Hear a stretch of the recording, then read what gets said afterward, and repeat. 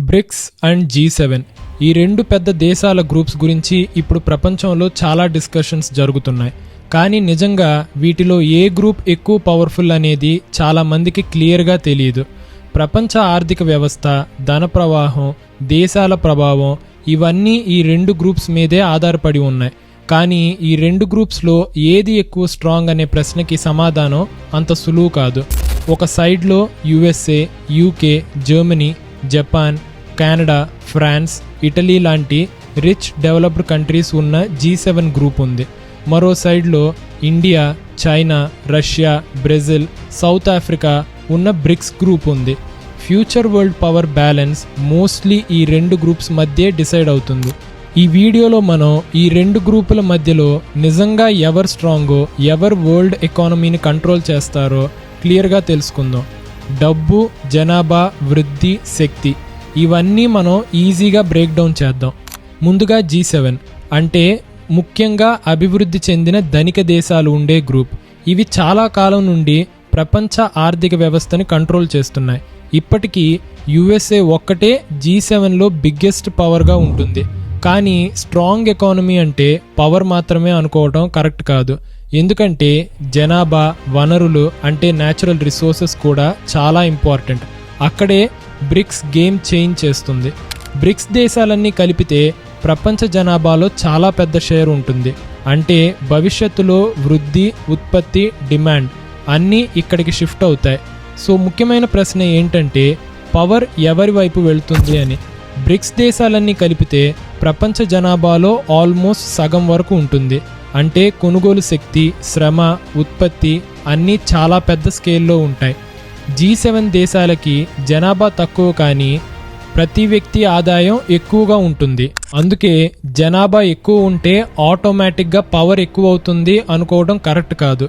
ఎందుకంటే money control ఇప్పటికీ ఇంకా G7 చేతుల్లోనే ఉంది. ఇక్కడ రియల్ ట్విస్ట్ ఏంటంటే ప్రపంచ బ్యాంకులు, పెద్ద పెద్ద కంపెనీలు, గ్లోబల్ ట్రేడ్ రూల్స్ ఎక్కువగా G7 ఇన్ఫ్లుయెన్స్లోనే ఉన్నాయి. అంటే సిస్టమ్ డిజైన్ ఎవరు చేస్తారో వాళ్ళకే అడ్వాంటేజ్ ఉంటుంది.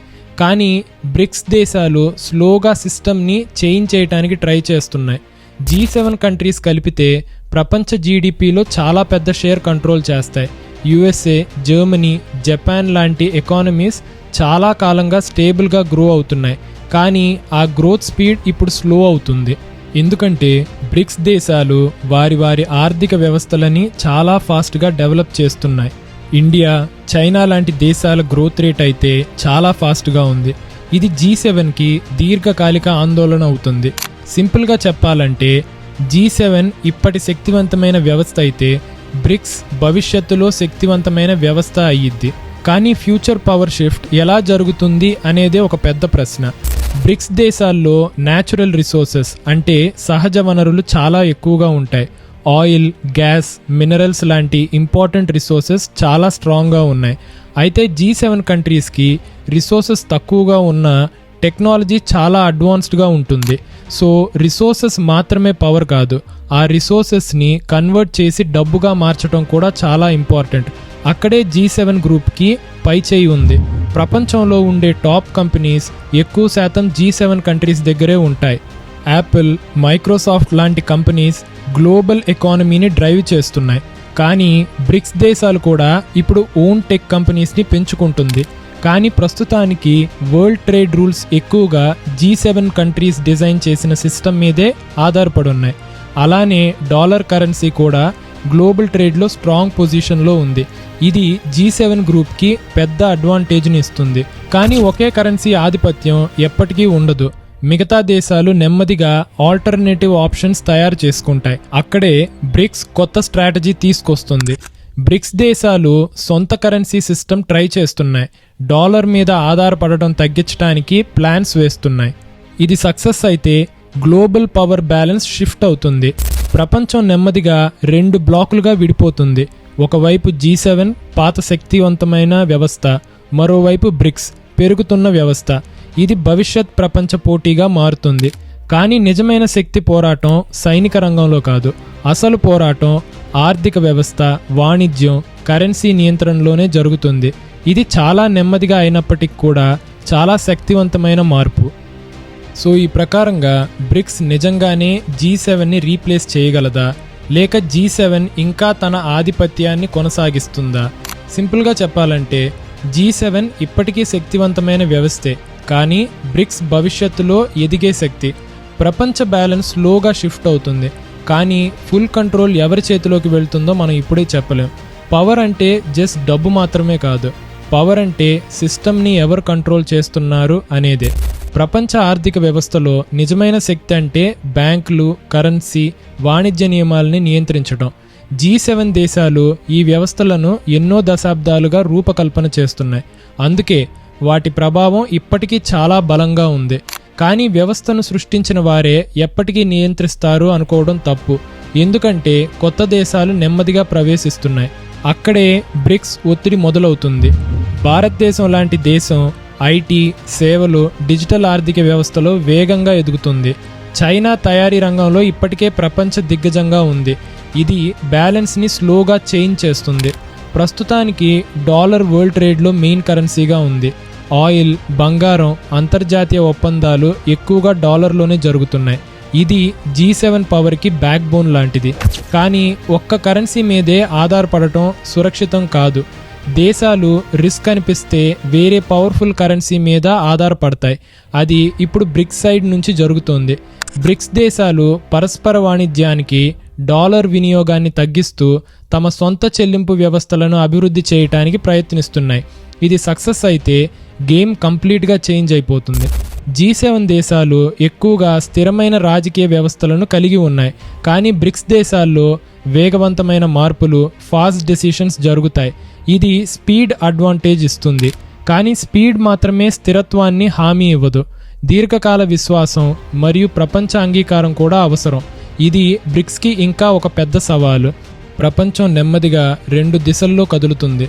ఒకవైపు స్థిరత్వం మరియు పాత శక్తి, మరోవైపు వృద్ధి మరియు కొత్త ఆశయం. అందుకే వచ్చే దశాబ్దం చాలా ముఖ్యమైనది.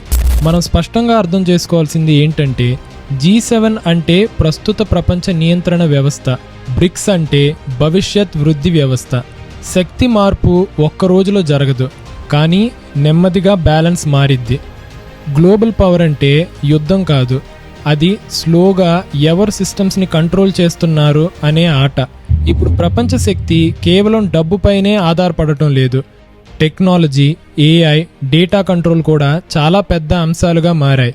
G7 దేశాలు ఈ టెక్ పోటీలో బలమైన స్థాయిలో ఉన్నాయి, కానీ సాంకేతిక ఆధిపత్యం కూడా ఎప్పటికీ ఉండదు. ఎందుకంటే కొత్త దేశాలు కూడా వేగంగా ఆ టెక్నాలజీని నేర్చుకుని ముందుకు చేరుకుంటాయి. ఇక్కడే బ్రిక్స్ దేశాలు వేగంగా ఎదుగుతున్నాయి.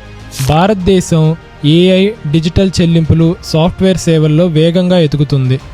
చైనా తయారీ మరియు AI మౌలిక సదుపాయాలను నిర్మిస్తోంది. ఇది భవిష్యత్ పోటీని పూర్తిగా మార్చేస్తుంది. ప్రపంచం ఇప్పుడు క్యాష్ పేమెంట్స్ నుంచి డిజిటల్ ఎకానమీకి మారుతుంది. ఆన్లైన్ చెల్లింపులు, క్రిప్టో, డిజిటల్ వాణిజ్యం సాధారణమవుతున్నాయి. ఇది పాత శక్తి వ్యవస్థలకు పెద్ద సవాలు. కానీ డిజిటల్ ఆర్థిక వ్యవస్థ ఇంకా పూర్తిగా స్టేబుల్ కాలేదు. నియమాలు, నియంత్రణలు, ట్రస్ట్ ఇష్యూస్ ఇంకా ఉన్నాయి. అందుకే G7 ఇంకా తన బలమైన కంట్రోల్ని మెయింటైన్ చేస్తుంది.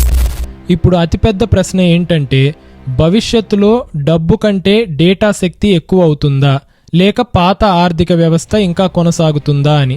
G7 దేశాలు ఇంకా ప్రపంచ సంస్థల్లో బలమైన ప్రభావం కలిగి ఉన్నాయి. ప్రపంచ బ్యాంక్, IMF వంటి సంస్థల్లో ప్రధాన నియంత్రణ ఉంది. ఇది పాలసీ లెవెల్ పవర్ని ఇస్తుంది. కానీ ఈ సంస్థలు కూడా నెమ్మదిగా మార్పుకు లోనవుతున్నాయి. కొత్త దేశాల ప్రాతినిధ్యం కోసం డిమాండ్లు పెరుగుతున్నాయి. అది బ్రిక్స్ దేశాలకి మద్దతు ఇస్తుంది. ప్రపంచ పటం నెమ్మదిగా మారుతుంది. శక్తి కేంద్రాలు అనేక ప్రాంతాలకు విస్తరిస్తున్నాయి. ఒకే సూపర్ పవర్ వ్యవస్థ నెమ్మదిగా కూలిపోతుంది. చివరగా స్పష్టంగా అర్థం చేసుకోవాల్సింది ఏంటంటే G7 అంటే పాత వ్యవస్థ శక్తి, బ్రిక్స్ అంటే ఎదుగుతున్న భవిష్యత్ శక్తి. నిజమైన శక్తి పోరాటం యుద్ధం కాదు, అది డబ్బు, సాంకేతిక, ప్రపంచ వ్యవస్థలను ఎవరు నియంత్రిస్తారో అదే నిజమైన శక్తి.